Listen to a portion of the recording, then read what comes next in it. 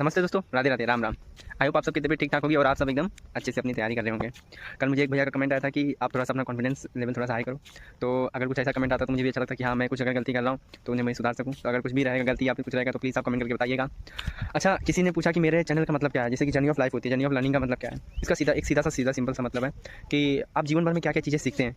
It is not about only learning in school colleges, सिर्फ वहाँ का नहीं होता है, ये बाकी जगहों का भी है। जैसे कि हम दोस्तों के साथ क्या सीखते हैं, घर में क्या सीखते हैं, आसपास में क्या सीखते हैं, और हमारे समाज में हम क्या सीखते हैं। ऐसी बहुत सारी चीज़ें होती हैं, हम कहाँ से क्या क्या चीज़ें सीखते हैं, तो ये सारी चीज़ें उसके अंदर आती हैं। तो हम अपनी ज़िंदगी भर में क्या क्या सीखेंगे, यही चीज़ है मेरा उसमें।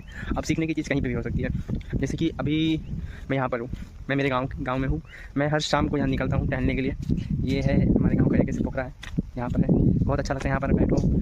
ये है खेत है, धान लगाया गया है। मैं जब बच्चों को सिखाता था कि मेडिटेशन करना है, मेडिटेशन के लिए ऐसा ही एक वातावरण चाहिए रहता है जहाँ पर एकदम से शांत माहौल हो और थोड़ी सी ठंडी सी हवा चल रही हो, यहाँ पे हम ध्यान लगा सकते हैं। तो ये सारी चीज़ें हमें नेचर से सीखने मिलती है, जो हमारे लिए बहुत लाभदायक होती है। और दूसरी चीज़ होती है कि एक व्यायाम से रिलेटेड, अगर आप व्यायाम नहीं कर सकते हैं, ठीक है, तो एटलीस्ट आप 2 चीज़ करिए।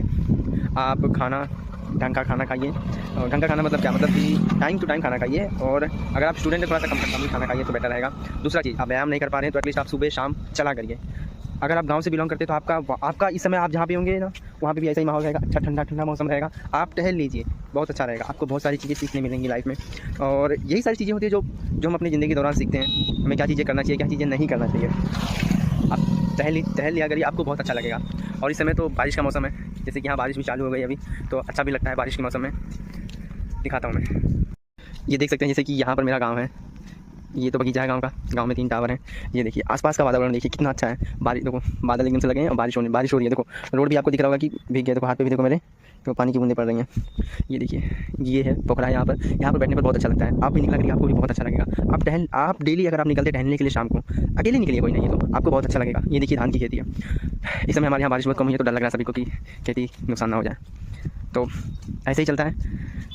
आज बारिश बहुत तेज़ हो गई है और मेरा आज के ब्लॉग का बस इतना ही मतलब था कि आपके पास अगर समय मिले तो आप सुबह या शाम किसी एक टाइम पे तो एटलीस्ट आप निकला करिए। अगर आप गांव से हैं तो आप निकला करिए इसे टहलने के लिए, आपको बहुत अच्छा लगेगा, बहुत ही अच्छा लगेगा। और यहाँ हमारे गांव में तो ऐसा रहता है कि पुल वगैरह है, वहाँ पर बैठ जाइए, आपको बहुत अच्छा लगेगा, बहुत ही अच्छा लगेगा। यही था कि आप दिन भर अगर पढ़ते थक जाए तो आप टीवी या फिर गेम खेलने से बेटर आप ऐसे निकल जाया करिए, वातावरण में बैठिए, बहुत अच्छा लगेगा। तो आज का बस इतना ही था। आपको एक अच्छी सी चीज़ दिखाता हूँ। ये देखिए भैंस, ये देखिए सब अपने घर को लौट, हम भी अपने घर को जाते हैं अभी, ठीक है। हम भैंस नहीं है लेकिन हम इंसान हैं। चलो, अरे बाप रे, मार देगी आज। देखो ये गाय थी, पीछे पड़ गई एकदम से। चलो चलते हैं, बंद करते हैं। आप पढ़ते रहिए, ख्याल रखिए, राधे राधे।